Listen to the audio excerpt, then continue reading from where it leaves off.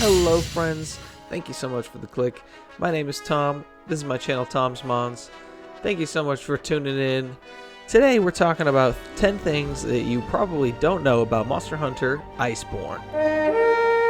Now, many of you, like me, are seasoned veterans of the series, but as we all know, there are things that even with 2,000 to 4,000 hours, you still don't really know everything about this game. Let's start it off with the Devil Joe. We all know that you can trap monsters with shock traps and pitfalls, but did you know that the Devil Joe can actually still attack if it falls into a pitfall trap? It can use its beam, its breath, and it can also attack you and just try and chomp you. Not only that, if you're in some places in the Hoarfrost Reach, you can actually drop it in the ice and it can still attack while it's dropped in the ice. There are certain areas in Hoarfrost Reach where if you do enough damage to the monster, they'll actually fall in the ice. Well, the Devil Joe can fall in the ice some places in the Hoarfrost Reach, and it will still be able to attack you even though it's fallen in the ice. It's basically the same animation as a pitfall, but you get it from just doing a bunch of damage in a very specific area.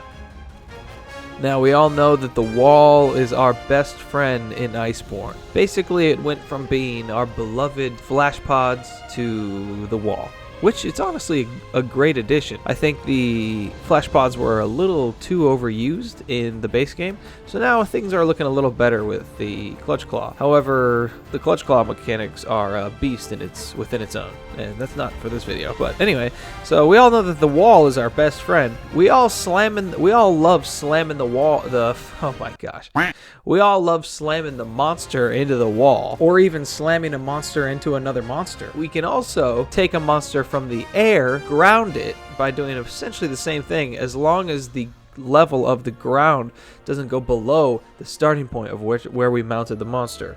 In other words, you need to send the monster towards higher ground, where it's going to hit the ground easier. But if you knew that, did you know that you can actually send a monster off a ledge? You can trip a monster off of a ledge with a flinch shot. If there's no wall nearby, you can at least flinch it over the edge, and this will give you the same down as you would if you knocked it into a wall. Now, this one isn't really, let's say, game breaking, but it's a nice little fun emote thing that you can do while you're with your friends in the hub.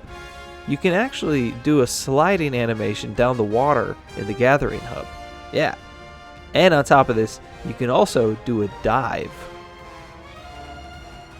There's also an animation where if you do the dive and you end up on the surface, in other words, not in the water, then your character will do a separate animation as well for that. It's pretty cool that they would include something like that. It just goes to show you that the sheer amount of detail in Monster Hunter is just through the roof. Another little fun fact in the Gathering Hub is if you wave at the animals in the Gathering Hub, they wave back at you. The little Pearl Spring guys. Yeah. And if you dance with them, they might even encourage you or even dance along. Who knows? I'm going to have a video about this one later, going a little more into detail. But for the most part, about 90% of the monsters, you can count the number of times that you hit a monster while mounted and predict when they'll flinch while you're in the mounting process. So you can count the number of hits while mounted until the next flinch. Why would you want to do this? Well, it kind of enables you to predict or stop the monster from moving you around as much. A lot of people like to move around instead of hold on to the monster while they're mounted.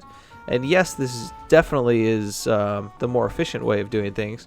But even if you want to be even more efficient, you can count the number of stabs that you've actually achieved while mounted, and every 10 stabs you'll get a flinch, and that flinch enables you to pretty much get 5 more stabs, and then if you just go the little bit of extra distance you can get another flinch, and then after that only about 6 more, and you're basically done with the game, and you can do your finisher and end it. Now, this doesn't always work. The mounting thing is just a whole problem, honestly. It's a big mess, the whole mounting game. So some monsters, maybe like the Zinogre and a couple Elder Dragons, they'll take 12 hits. But for the most part, it's 10. Maybe I'll have a video on this later, going into detail about it. But just know that you can count your hits to get a flinch. You can also self-proc Coalescence on a toad or a poison spore.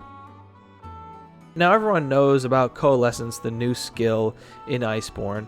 If you have a status ailment and you get rid of it, you're basically buffed. So anytime you get poisoned, you can take an antidote and you'll get this Coalescence buff. Well, you can also self-proc it going over, let's say, a Glavenous Strike, or you can just inflict yourself with the Fire Blight and then roll it off. You can also self-inflict a status from a toad or a poison spore to self-inflict Coalescence. You can check out the mini-map and it'll tell you if a monster is below or above you. This is actually really helpful in the Guiding Lands now, because the Guiding Lands can be a little confusing, especially when you first get in there. Oh, he's below me. Where the fuck is he? Oh, he's right here. Let's face it, the scout flies aren't always that helpful. They should just let the scout flies tell you where to go, even if you're in a battle. Honestly, that should just be a change. Moving on. If you don't know, Geologist in the Guiding Lands, as long as you have 1 point of it, will enable you to pick up 2 shinies for every 1 shiny that you find. So you get double the rewards, so you may as well be running it while you're in the Guiding Lands.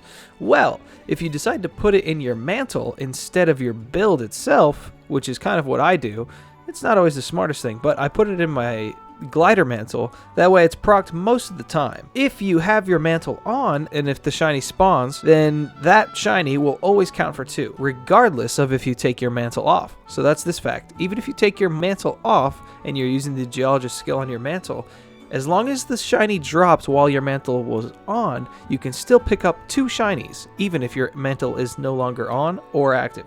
Great. Next fact is you can proc meal skills even when you don't have any fresh ingredients. This isn't like another game-breaking fact or anything like that, but it is fun to know that maybe you should always eat for something that could be helpful, just in case you do get those food skills. You don't want something that's not going to help out. And lastly, you can get pods or shinies by riding Apternoth.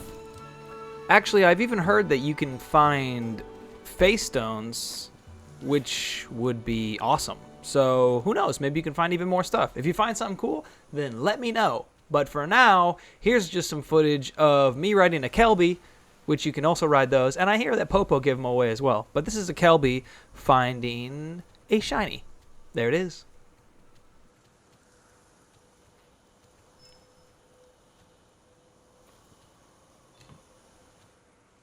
Alright, so if you made it this far, I'm actually going to just throw you guys one more. It's nothing crazy, but it's fun to know. So I was doing this quest, Capture Seething Basil Geese, with my friend, and it was one of the bounties, so that's why we're doing it. And a Deviljho obviously came in and ruined the entire thing, and he ended up damaging it so much that the Seething Basil Geese was on the brink of death. And when I chased after it, I used a dung bomb, and I accidentally hit it. I hit the Basil Geese with the dung bomb and killed the Basil Geese and failed the quest. However, I actually still completed the bounty. So, that's kind of cool. It was a win in my book, even though I failed the quest. Well, friends, that is 10 facts about Iceborne. If you actually learned something that you didn't know before, please consider sharing this with your Iceborne buddies, because they might not know some of these, and they could come in handy. Who knows? We all want to learn more about this game. It's so gorgeous and so expansive and so immersive that we can't all figure everything out without the help of one another. So thanks again for checking out the video, and I'll talk to y'all in the future. Take care.